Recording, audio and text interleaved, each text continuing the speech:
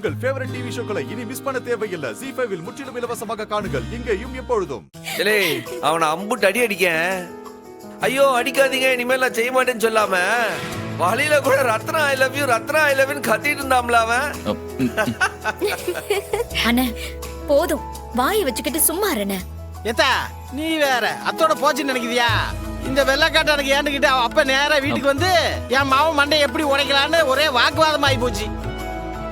நான் கேட்டேன்ல, எல்லாம் என் மவுளுக்கு அவன் லெட்டர் கொடுத்துருக்கான், அவளை தொந்தரவு பண்ணிருக்கான், அவனை அடிக்காம கொஞ்சம் சொல்றியா அப்படின்னு பேசி பேசி ஒரே கைகலப்பாகி போச்சு எனக்கு அவனுக்கும். இந்த பாருங்க, அது சாதாரண கைகலப்பெல்லாம் இல்ல. இதோ இவர் தான் எங்க அப்பா மண்டையை உடைச்சாரு. மாமா நீங்களுமா? ஏத்தா உனக்கு தெரியாது, அன்னைக்கு ரத்னா அழுத அழுக தாங்க முடியல. பிள்ளை அழுதா நம்ம மனசு தாங்குமா? அதான் அப்பா மண்டையை உடைச்சு விட்டேன்.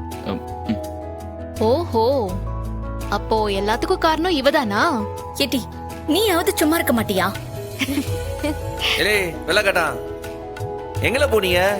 அப்பா அவமானம் தாங்க முடியாம திருச்சிக்கே டிரான்ஸ்பர் வாங்கிட்டு போயிட்டாரு, என்னையும் கூட்டு போயிட்டாரு.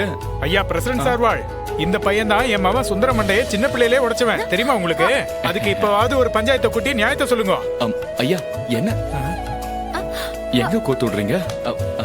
அட பாவிங்களா, உங்க பிளாஷ்பேக் பூரா மண்டையா உடைச்சிருக்கீங்க போல இருக்கே. இத பாருங்க, கவலைப்படாதீங்க. நான் திருச்சிக்கு போனதுக்கு அப்புறம் இந்த மண்டையை உடைக்கிறதெல்லாம் பண்றது இல்லைங்க. சரி நான் வரேன் சார்வாள். ஏன் சார் அப்படி என்ன எங்க அக்காக்கு லவ் லெட்டர் எழுதி கொடுத்திய? வாயை வச்சுக்கிட்டு சும்மா இருக்க மாட்டியா? ஏங்கா அப்படி என்னத்தான் எழுதி இருந்தாருன்னு தெரிஞ்சுக்க வேணாமா? தெரிஞ்சுக்கிட்டா என்ன தப்பு? இவ ஒருத்தி அதானே எங்க வெள்ள சாரி அறிவழகன், அப்படி என்னதாங்க எங்க அக்காவுக்கு எழுதி இருந்தீங்க? அது வீரா, உனக்கு அடி வேணுமா? அறிவு, நீ முதல்ல கிளம்பு. என்ன இன்னும் என்னடி வெக்கம்? சின்ன பிள்ளையில நடந்தது, இப்ப அத பத்தி பேசினா ஜாலியா இருக்கும்ல. அறிவு நீங்க சொல்லுங்க. அதானே சொன்ன என்ன தப்பு?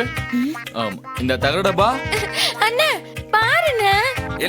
உன்ன அவன் தகரடப்பான்னு சொன்னா நீ அவன வெள்ளக்காட்டான்னு சொல்ல. அப்ப சரிண்ணே சொல்லுங்க. வெள்ளக்காட்டா சார்? சரியா செக் வைக்கிறாங்களே. சரி இப்ப நான் சொல்றேன். அந்த லெட்டர்ல அப்படி என்ன எழுதி இருந்தனா,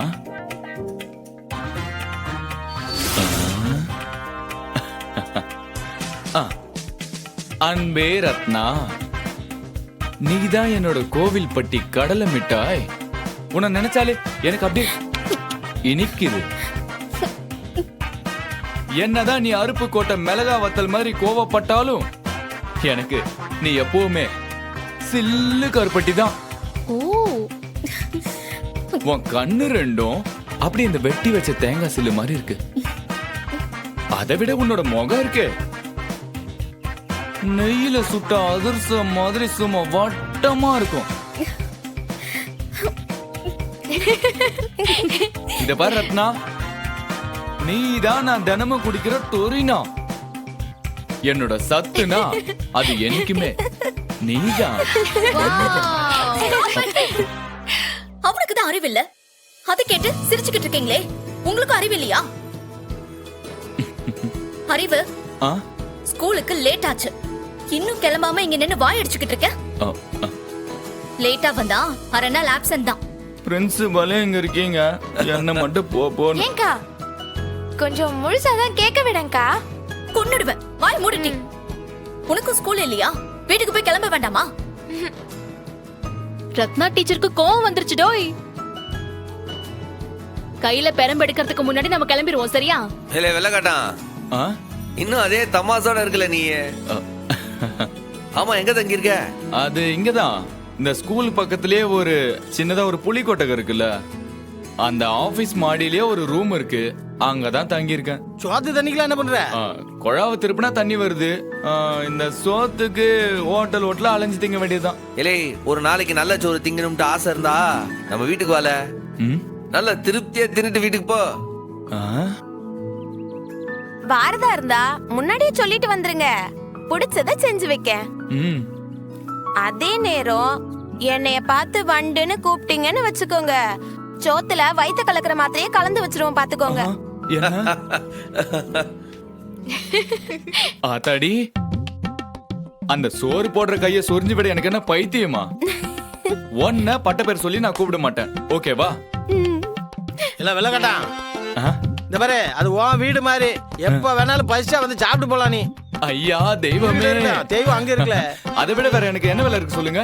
இனிமே அப்பப்ப சாப்பாடு அங்கதான். இங்க பாரு எசுகி, எனக்காக அதிகமா கவுச்சு எடுத்து அன்பா சமைச்சு கொடுக்கணும், சரியா? வாங்க. பிரின்சிபல் மேடம் நான் வரேன். சண்முகம் நான் வரேன். Bye bye. பாய். அண்ணே, என்னண்ணே இது? அவனை போய் சாப்பிட கூப்பிடுற? ஏலே, ஒரு பேச்சுக்கு சொன்னா நிஜமா வந்துருவானே.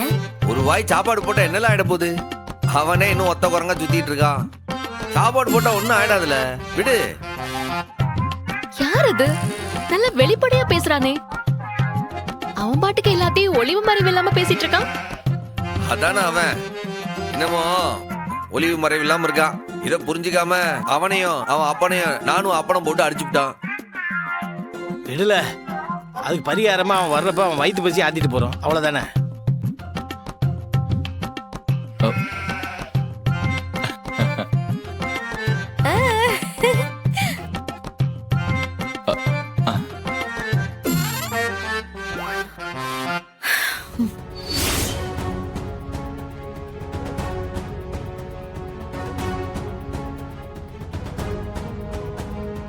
இல்ல சவுந்தரம், என்னல இது?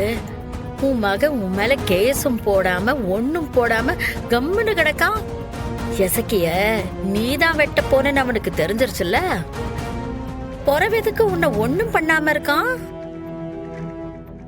அதானே, இசக்கிய ஐயா சீம தண்ணி ஊத்தி எரிக்க போனது தெரிஞ்சு ஐயாவையே எரிக்க பார்த்தவரு சின்னையா. இப்போ ஐயா வெட்ட போனாருன்னு தெரிஞ்சும் சின்னையா எதுவுமே செய்யாம இருக்காரே. இல்ல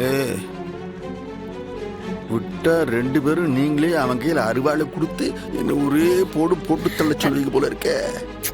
இல்லையா, அது இல்ல, நடந்தது ரொம்ப பெரிய சம்பவம்.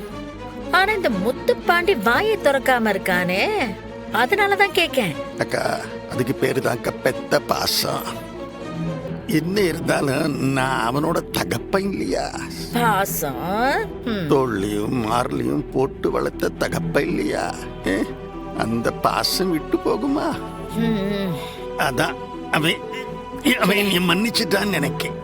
அப்படியே பேசி பேசி அவன் மனச மாத்திர வேண்டியதானே? அதான்க்கா நானும் ரோசிக்கேன். இப்ப அவனுக்கு என் மேல ஒரு சாஃப்ட் கார்னர் இருக்கு. நீ ஒண்ணு பாரு, அவன் அம்மா மேல பாசமே இல்லாம இருந்தான்.